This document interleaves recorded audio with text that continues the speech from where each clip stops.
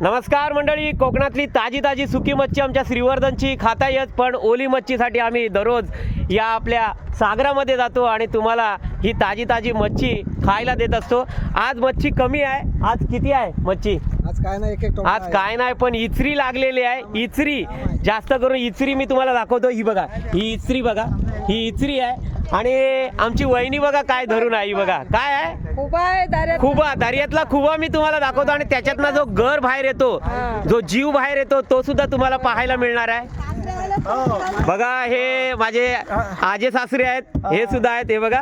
आणि वहिनी बघा, हे बघा खुबा, बघा खुबा, आणि त्याच्यातनं हा गर, हा बघा, हा जिवंत गर आहे जो पाहायला मिळतोय, जिवंत गर।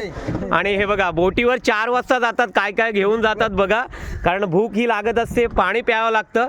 आणि ही ताजी ताजी मच्छी आम्ही तुमच्यापर्यंत पोहोचवत असतो। वहिनी, आज काय आलं आपल्या बोटीला? काय इचारी लागली? इचरी लागली ना? दाखवूया सगळ्यांना इचरी काय आहे ती। ही बघा, तुम्हाला इचरी दाखवतो। ही बघा, ही खात नाही इचरी, ही द्यायला लागते, ही फेकून होतात आमचे, हात खराब होतात, सोलून काय तेल नाही निघत त्यातून, काही नाही, काय नाही, ही खात नाही, ही टाकून द्यावी लागते।